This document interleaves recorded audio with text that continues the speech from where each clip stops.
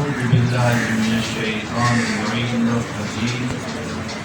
بسم الله الرحمن الرحيم. الحمد لله رب العالمين والعاقبة للمتقين، ثم الصلاة والسلام على أشرف الأنبياء والمرسلين سيدنا ومولانا محمد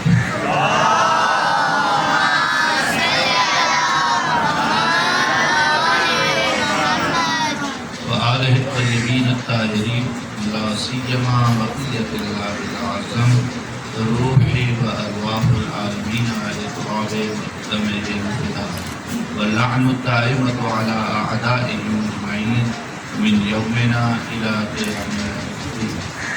أما بعد، فقد قال الله تبارك وتعالى في محكم كتابه المبين ومحكم كلامه المبين وقوله الحق.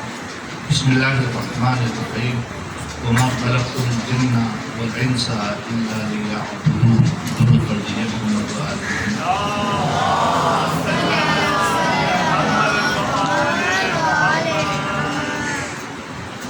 پروردگار عالم نے قرآن مجید میں انسان کی تخلیق کے مقصد کو ایک واضح اور صاف بیان کیا ہے. نہ میں نے انسانوں کو پیدا کیا اور نہ میں نے جنوں کو پیدا کیا، مگر ایک مقصد سے، ایک وجہ سے، ایک غرض سے، وہ یہ ہے کہ لیعبدون، کہ وہ میری عبادت اور بندگی کریں. آسان سیدھی سے آیت ترجمہ سمپل. یہ انسان کی تخلیق کا غرض پروردگار عالم کی بندگی ہے. لیکن اس سیدھی سادھی آیت کو بھی علماء تفسیر میں اور روایات میں ایک نیا موڑ دیا، اور سب نے مل کر ایک تفسیر کی. اِلَّا لِيَعْبُدُونَ کا معنی ہے اِلَّا لِيَعْلَمُونَ، کہ ہم نے ترجمہ کیا کہ مقصد تخلیق یہ ہے کہ خدا نے انسان کو اس لیے پیدا کیا کہ وہ بندگی کرے، اور جب اس کا معنی کیا گیا تو معنی یہ نکلا کہ اس لیے خلق کیا گیا تاکہ خدا کو پہچانے. اب خدا کو پہچاننے سے لے کر خدا کی بندگی کرنے تک کے سفر کے درمیان کیا کیا چیزیں آئیں گی وہ اپنی جگہ پر، لیکن اتنا طے ہے کہ جسے آپ جانتے نہیں اس کی بندگی کر نہیں سکتے. یا یوں کہوں کہ اس کو ایسا ہوتا ہے، لیکن بہت کم ایسا ہوتا ہے کہ آپ اپنے کسی دوست کو، کسی ساتھی کو، کسی کلاس فیلو کو جانتے نہ ہو اور تنگ کریں. تنگ اس کو کرتے ہیں جس کے بارے میں جانتے ہیں کہ تنگ ہوتا ہے، کہ جس کے بارے میں خبر ہے کہ اس کو چھیڑو تو یہ شور مچاتا ہے نا، اس کو آواز دو ٹیچر کو شکایت کر دیتا ہے. اس کی سائیکی آپ کو پتا ہے کہ یہ ایسا ہے.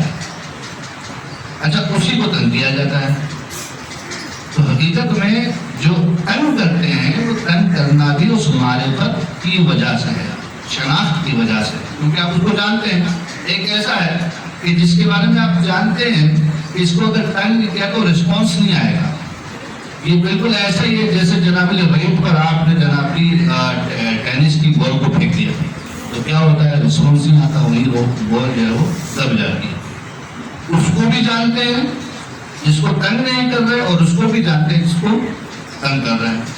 تو شناخت کی بنیاد پر، اور ایک ایسا بھی ہے کہ جس کو جانتے ہیں کہ تنگ کریں گے تو تنگ ہوگا، لیکن ہے اتنا لعین شہید، اتنا ماشاءاللہ کھاتا پیتا کہ اس کا ایک ہی کک اور اس کی ایک ہی لات ہمیں جو ہے بٹھا دیں گے. تو پھر خوف کی وجہ سے آتی شناخت کو رکھتا ہے، تنگ کرنے کو دل بھی چاہتا ہے اور تنگ بھی ہوتا ہے، لیکن چونکہ جانتے ہیں کہ یہ ہمارا کام نکال دے گا تو قائد سے دوری.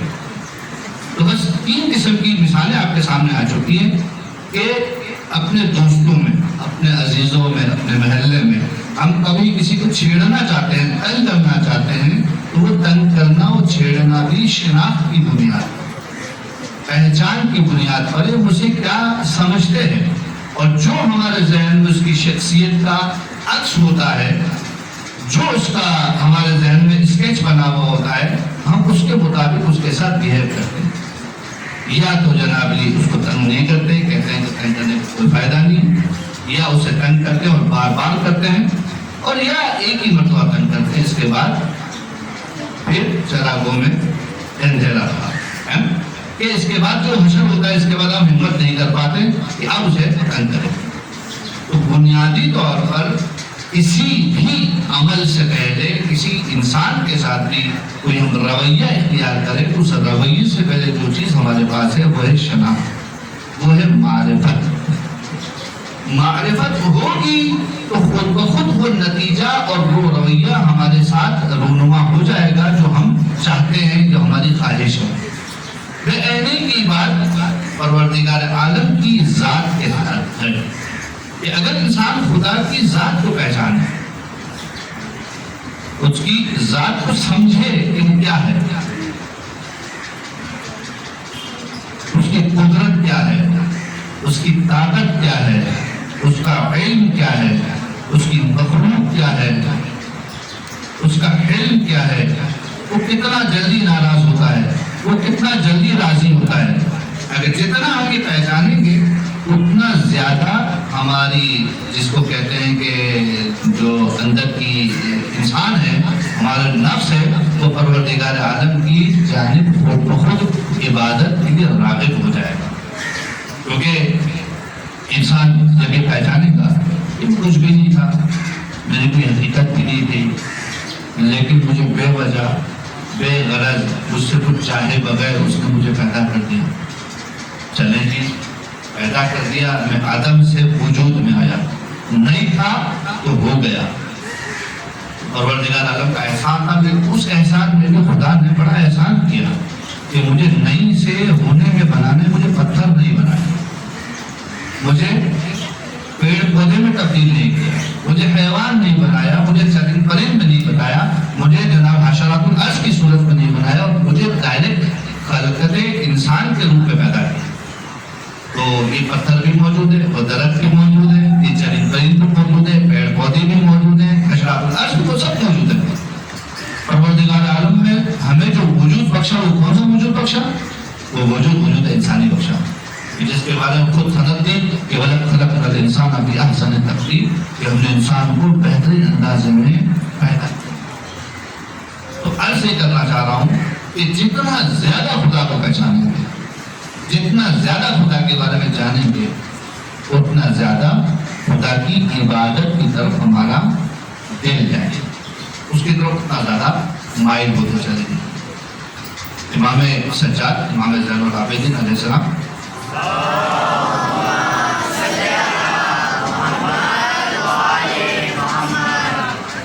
دو لقب، بلکہ یوں کہوں 3 لقب. ایک لقب ہے زین العابدین، بندوں کی زینت، عبادت کرنے والوں کی زینت. سید الساجدین، سجدہ کرنے والوں کا سردار. اور تیسرا لقب ہے ذو الخفنات. ذو الخفنات امام سجاد کو کیوں کہا جاتا ہے کہ ہر 6 مہینے میں امام کے اعضائے سجدہ پر، وہ اعضاء جو سجدے میں استعمال ہوتے ہیں، کتنے اعضاء سجدے میں استعمال ہوتے ہیں؟ 11 اعضاء استعمال ہوتے ہیں، نہیں 7 استعمال ہوتے ہیں. پیروں کے 2 انگوٹھے، 2 گھٹنے، 2 ہتھیلیاں اور پیشانی. یہ زمین پر جب ہم سجدہ کرتے ہیں تو زمین پر لگتے ہیں، اور جب لگتے ہیں تو وہاں پر فرکشن بھی ہوتی ہے. فرکشن کی وجہ سے اگر آپ زیادہ لگائیں گے، زیادہ کثرت سے سجدے کریں گے تو رگڑ لگ جائے گا، چھینچ جائے گا، زخمی ہو جائے گا، خون نکل جائے گا. نو کیئر کریں، اس کو احتیاط کرتے آگے بڑھیں تو ایک وقت ایسا آتا ہے کہ وہ سگا سخت ہو جاتی ہے اور وہ جگہ ہمارے اردو کے اوپر مر جاتی ہے. وہ مری ہوئی جگہ کہ جو اب حس نہیں کر سکتی، اس میں درد نہیں ہے، اس میں خون نہیں ہے، اس میں تکلیف نہیں ہے. امام سجاد کی وہ جگہ اتنی بڑھ جاتی تھی کہ ہر 6 مہینے اسے کٹانا پڑتا تھا کہ ہتھیلیوں کے اوپر وہ بھار آ جاتا تھا، ابھار آ جاتا تھا، کھال مرنے کی وجہ سے.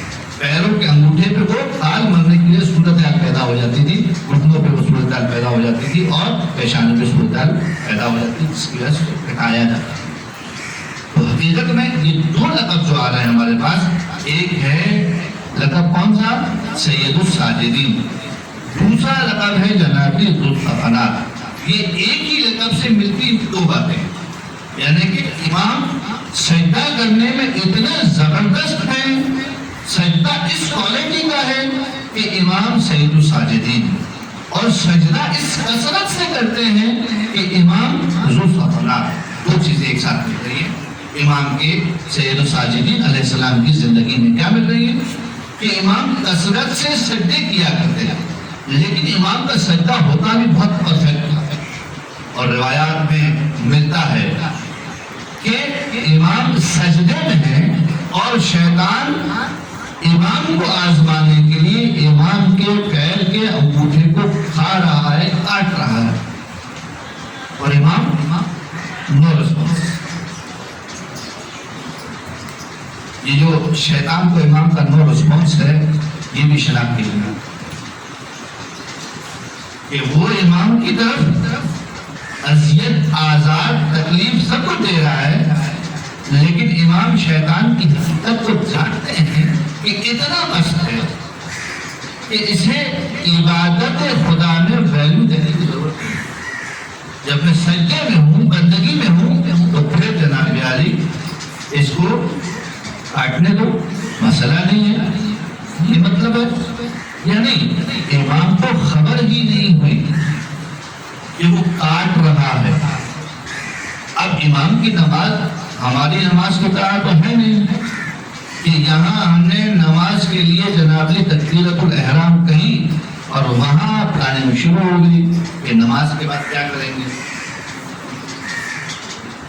ہے نا؟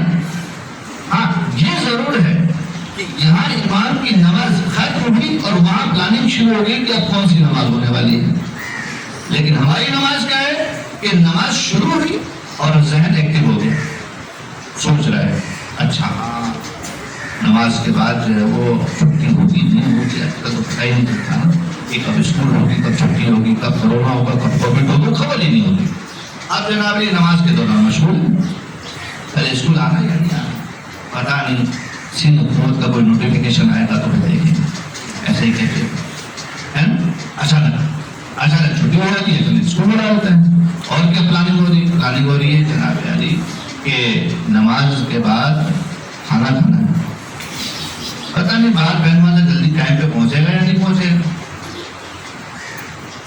اب بہن والا یاد آیا تو غصہ آ گیا، صبح وین میں بیٹھے تھے تو میرے بیٹھنے سے پہلے سے وین چلا دیتی، امی کو جا کے شکایت کی، امی کی بات آئی تو یاد آیا وہ صبح جب اسکول سے نکل رہا تھا امی ناشتہ دیر سے کیا تھا، آپ کو بتاؤں گا۔ اب یہ سائیکل چل رہا ہے، تو کہتے ہیں سوچ کے تانے بانے ایک دوسرے سے جڑے ہوئے ہیں، کیا بتاؤں گا، چلو کوئی بات نہیں، معاف کر دیں سب کو۔ اب یہ سارا پروگرام، سارا پروسیس ساتھ چل رہا ہے، ذہن کے اندر چل رہا ہے نماز سے چل رہا ہے۔ نماز کس کی ہے؟ خدا کی، اور سوچ کس کی ہے؟ کوئی دنیا کی۔ روایات میں ہے کہ اے میرے بندے افرغ، اے میرے بندے اپنے دل کو خالی کر دے، خالی کر دے میری عبادت کے لیے، میرے دل میں میری عبادت کے سوا کچھ نہ ہو۔ یوں سمجھیے کہ خدا کی عبادت کیسے ہونی چاہیے، جیسے ہم لوگ موبائل فون یوز کرتے ہیں، موبائل فون میں آپ نے گیم اسٹارٹ کیا تو سارا فوکس، سارا کنسنٹریشن کہاں جاتا ہے؟ کچھ چھوٹی سی اسکرین، پھر باہر کیا ہو رہا ہے؟ کچھ نہیں، کون آ رہا ہے، کون جا رہا ہے، ایسا لگتا ہے کسی میز میں گم ہو گئے۔ بندگی پروردگار عالم اس کیفیت کی ہونی چاہیے۔ بس دونوں میں مثالیں دے کے سمجھانا بہت ایزی اور آسان ہو گیا ہمارے لیے کہ انسان جب وہ چھوٹی سی ڈیوائس، ایک چھوٹی سی مشین استعمال کرتا ہے تو اتنا کنسنٹریشن، اتنی توجہ کہ آس پاس کی خبر ہی نہیں ہے، اور جب وہ بندگی پروردگار عالم کے لیے جاتا ہے تو اسے آس پاس کی خبر رہتی ہے۔ وجہ یہ ہے کہ ہم اپنے موبائل کو اپنے خدا سے زیادہ اچھا سمجھتے ہیں، خوب سمجھتے ہیں، شناخت بہت اچھی ہے، ہمیں اس کے فنکشن کو معلوم ہے، کیسے لیفٹ جاتا ہے، کیسے رائٹ جاتا ہے، کیسے جمپ کرتا ہے، کیسے دوڑتا ہے، کیسے بھاگتا ہے، کیسے کلر مکسنگ کی جاتی ہے، پتہ نہیں کیا کیا کرتے ہیں، لیکن وہ ہمیں سب پر آ رہا ہوتا ہے اور ہماری شناخت اس ڈیوائس کے بارے میں بہت اچھی ہے، لہذا پورا کنسنٹریشن وہاں پر ہے۔ خدا کے بارے میں کیا جانتے ہیں؟ خدا کے بارے میں ہم اتنا ہی جانتا ہے جتنا ہم نے سنا ہے، ہم نے کبھی خدا کا احساس ہی نہیں کیا، خدا کے ہم نے محسوس ہی نہیں کیا۔ لیکن امام سجاد کے بارے میں کہا جاتا ہے کہ جب پانی کا وضو آتا تو کانپنے لگتے اور رونے لگتے، یعنی کہ اس پانی کے ذریعے سے بھی امام سجاد خدا کر جاتا، اس پانی کے ذریعے سے بھی، یعنی کہ مخلوقات کے اندر بھی خدا کی نشانی اور خدا کی آیت کے طور پر اس کو امام سجاد دیکھ رہے ہیں کہ پانی سامنے آیا، پانی کو دیکھ کر رونا۔ آج لوگ کہتے ہیں کہ پانی کو دیکھ کر شاید اس لیے روتے تھے، یہ بات بھی ہو سکتی ہے کہ کربلا میں میرے بابا کو 3 دن کا پیاسا شہید ہوا، لیکن نماز کے جب کھڑے ہوتے ہیں تو نماز کے لیے کہا جاتا ہے کہ سرکنڈے کی طرح سے وہ درخت کے سوکھی شاخ کی طرح سے کانپ رہے، وجہ بنیاد سبب کیا ہے؟ سبب ہے شناخت، پہچاننا، اور پہچانا اسے جاتا ہے جس کے ساتھ رہا جاتا ہے، جس کے ساتھ نہیں رہتے اسے ہم پہچانتے بھی نہیں۔ کیا مطلب ہے؟ مثال کے طور پر آپ اسکول میں پڑھتے ہیں، آپ کے اسکول میں جناب 10 ٹیچرز ہیں، آپ 4تھی جماعت میں ہیں اور ایک ٹیچر ہے 6ٹھی جماعت، آپ دیکھتے روزانہ ہیں، لیکن اس ٹیچر کے حوالے سے آپ کی کوئی شناخت نہیں ہے، شناخت نہیں ہے، لیکن وہ ٹیچر کہ جو آپ کی کلاس میں روزانہ آتی ہے اور صبح پہلے پیریڈ کے اندر آتی ہے، اس کو آپ خوب جانتے ہیں، اچھے طریقے سے جانتے ہیں، اور پہلے ہی پیریڈ کے اندر آپ اپنے پورے اخلاق میں مظاہرہ کر دیتے ہیں ٹیچر کے سامنے۔ اس کے بعد آہستہ آہستہ تھوڑا گزرنے کے بعد دن آتے آتے آپ کا اخلاق ختم ہو جاتا ہے، لیکن پرفیکٹ اخلاق کا مظاہرہ کہاں پہ کرتے ہیں؟ تو پہلی ٹیچر کے پاس۔ کیوں؟ کیونکہ کلاس ٹیچر ہے، اس کا خوف ہے، وہ ایبسینٹ کر سکتی ہے، وہ رپورٹ کر سکتی ہے، وہ دوسری ٹیچرس کو جو ہے وہ میرے بارے میں کہہ سکتی ہے، کلاس سے باہر نکال دے گی۔ اتنے سارے اس کے پاس جو ہے وہ کیا موجود ہیں؟ اختیارات موجود ہیں۔ اتنے اختیار کے سامنے تو آپ کیا کوئی نہیں ہو، بااخلاق ہو جائے گا۔ کیوں؟ شناخت کی بنیاد ہے، آپ اس ٹیچر کو خوب جانتے ہیں۔ وہ جو دوسری کلاس کی ٹیچر ہے 6ٹھی کلاس کی، وہ بھی ایسی ہے، لیکن آپ باہر سے دیکھیں گے تو آپ کو بڑی اچھی لگتی ہے، وہ کہ کچھ نہیں کہہ رہے، لیکن اس کی کلاس کے بچے اس کو ایسے ہی سمجھتے ہیں۔ تو حقیقت میں روزانہ کلاس میں جانا، ساتھ رہنا اور ساتھ رہنے کی بنا پر پہچاننا، پہچاننے کی بنیاد پر انسان کو ساتھ رہنے کی وجہ سے پہچاننا۔ اگر پروردگار عالم کو پہچاننا چاہتے ہیں تو پروردگار عالم کے ساتھ رہنا شروع کرنا، اس کے ساتھ رہنا پڑے گا۔ وہ تو ہے ہمارے ساتھ، شہر کے حیات سے زیادہ قریب ہے وہ ہماری، لیکن ہم اس کے ساتھ نہیں ہیں، بلکہ پروردگار عالم ہم سے اتنا قریب ہے کہ روایت میں آیا ہے یحول بین المرء وقلبہ، انسان اور اس کے دل کے درمیان آ جاتا ہے۔ انسان تو ایک ہی، نفس تو ایک ہی ہے، وہی انسان کا نفس ہے، وہی اس کا دل ہے، ان دونوں کے بیچ کے اندر اس کو دوئی کیسے بنائیں؟ پروردگار عالم اس کے بیچ میں آ جاتا ہے۔ انہو اقرب الیکم من حبل الورید، وہ حبل ورید شہر کا حیات، وہ زندگی کی، حیات کی بڑی آن جس کو کاٹنے سے بے دہا کا خون نکلتا ہے، جس کے کٹ جانے سے انسان مر جاتا ہے، جسے حبل ورید کہا جاتا ہے، وہ تم سے کتنا قریب؟ بہت ایسا ہے، خدا اس سے زیادہ قریب، بس اس کی نسبت سے خدا قریب ہے۔ خدا تمہارے ساتھ ہے، خدا تمہارے ہمراہ ہے، تم خدا کے ہمراہ ہو، تم خدا کے ہمراہ نہیں ہو۔ کیوں؟ اس لیے کہ ہمیں تو وقت نہیں ملتا کہ ہم خدا کو محسوس کر سکیں، کیونکہ ہمیں وقت ہی نہیں ملتا پروردگار عالم کے احسانات کو ریئلائز کر سکیں۔ میں زیادہ اس میں جائے بغیر ہی بہت جلدی سے کسی اور ٹاپک کو مجھے جانا تھا، لیکن وقت کم بچا ہے۔ امام سجاد علیہ السلام کی زندگی میں ایک خاص بات ہمیں ملتی ہے کہ علماء نے نقل کیا کہ امام سجاد علیہ السلام غلاموں کو کثرت سے آزاد کیا کرتے تھے۔ تاریخ نے بھی لکھا امام غلاموں کو کثرت سے آزاد کیا کرتے تھے، لیکن تاریخ میں یہ نہیں ملا کہ امام غلاموں کو کثرت سے خریدتے بھی، کیونکہ لاجیکل ہے کہ جس کے پاس غلام آئیں گے اس کے پاس سے غلام جائیں گے نا، اور غلام ہواؤں میں نہیں آتے تھے، غلام خریدے جاتے تھے۔ یعنی امام سجاد علیہ السلام کی زندگی کے اندر خاصہ رہا ہے کہ امام غلام کو خریدتے تھے، اپنے پاس رکھتے تھے اور پھر آزاد کر دیتے تھے۔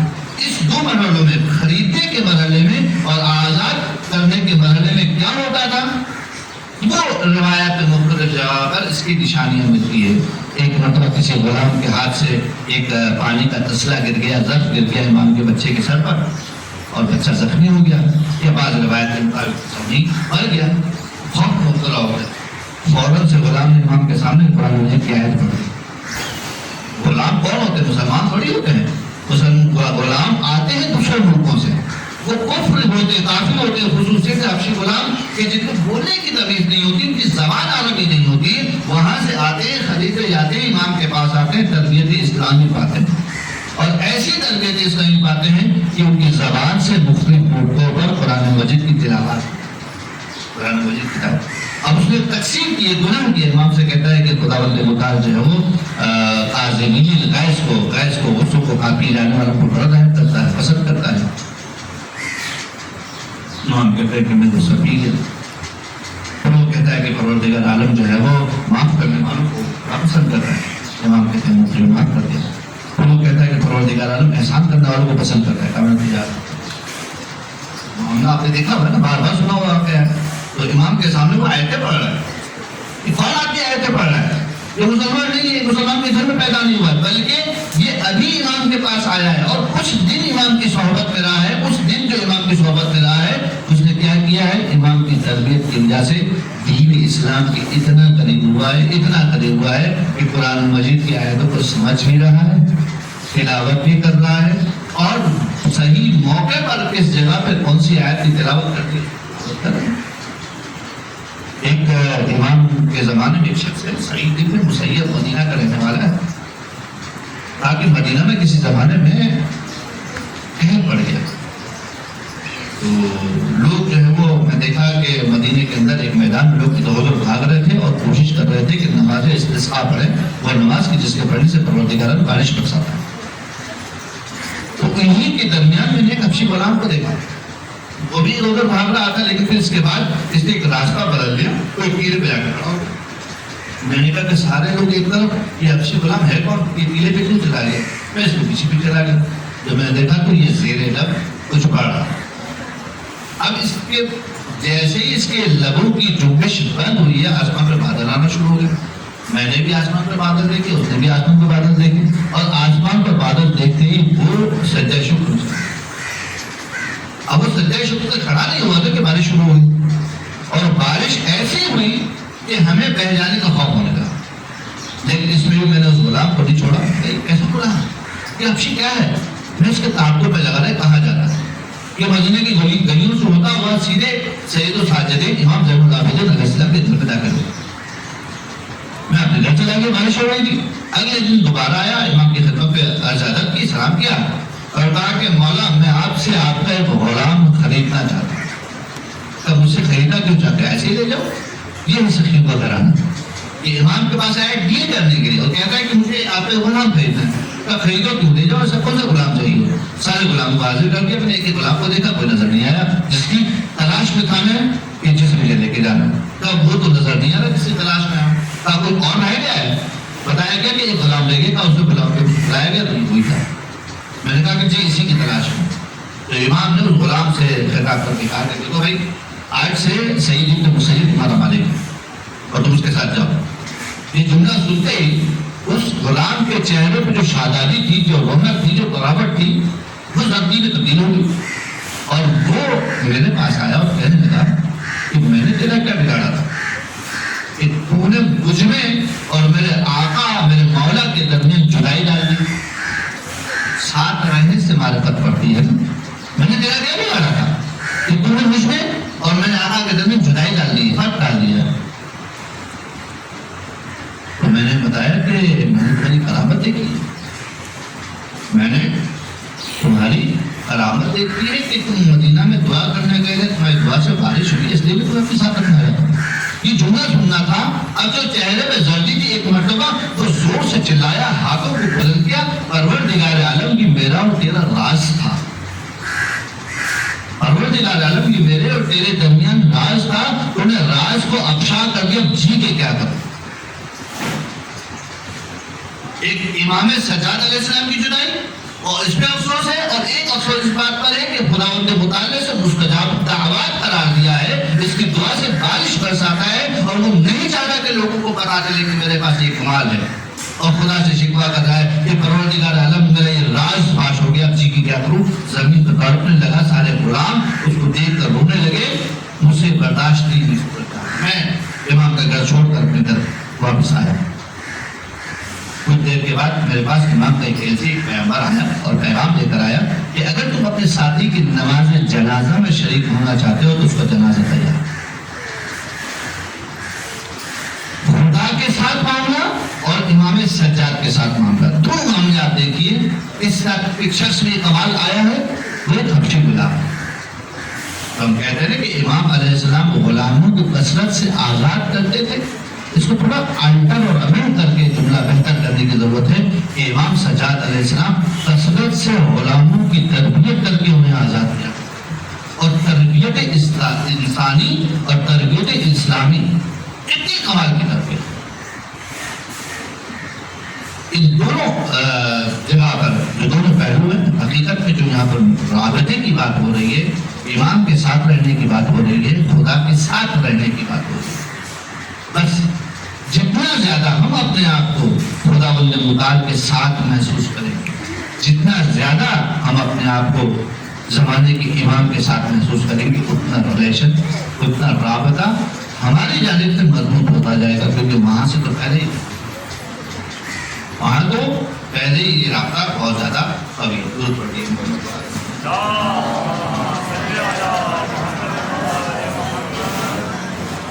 امام سجاد علیہ السلام کی زندگی, پوری زندگی کربلا کی سفارت میں گزر گئی.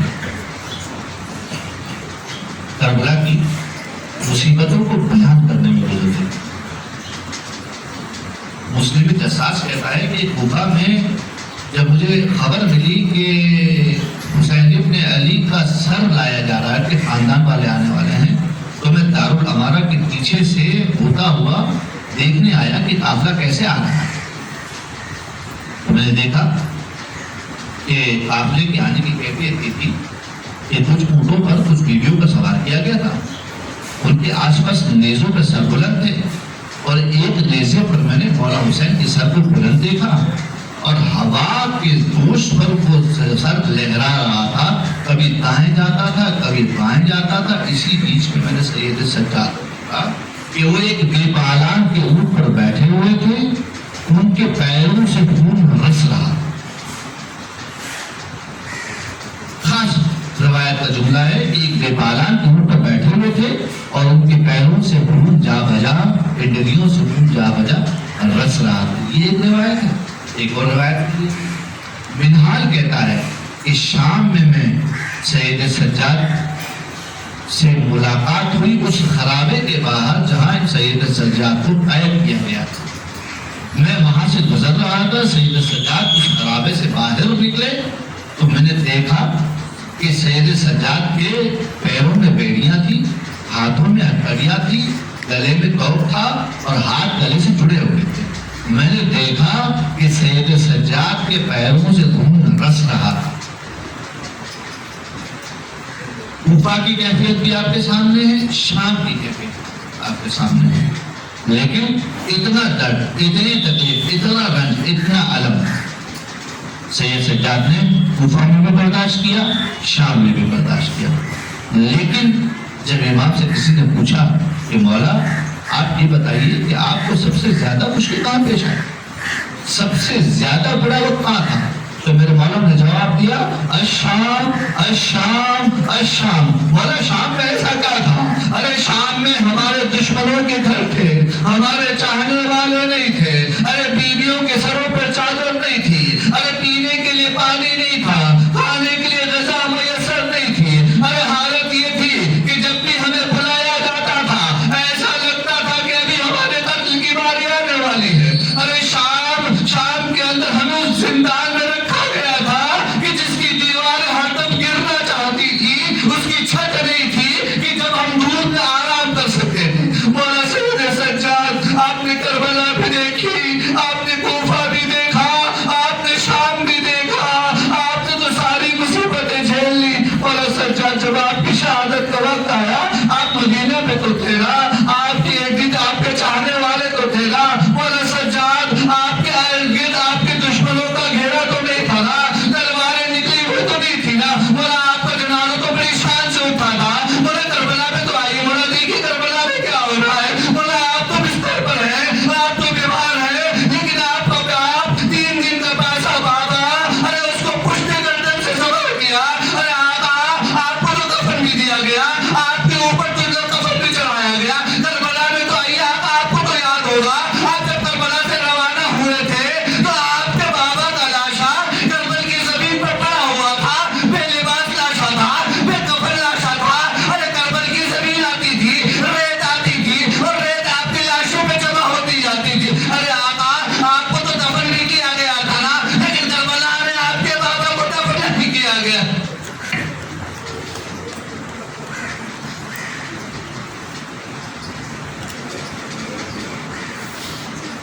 سيعلم الذين ظلموا أي منقلب ينقلبون وآيات الواسطة محمد وعلى ہمارے اس قلیل سی عبادت کو قبول فرما۔ آیات الواسطہ محمد وعلى محمد کا ان آنکھوں پر اپنے رحمتوں کو نازل فرما، ان آنسوؤں پر اپنے رحمتوں کو نازل فرما، حاضرین مجلس بانیان مجلس پر اپنے رحمتوں کو نازل فرما۔ جن لوگوں نے التماس سے دعا کی ہے، جن کی دل میں کوئی حاجت ہے، ان کے تمام حاجات کو پورا فرما، اپنے آپ جد و ضبط میں تاجیل عطا فرما۔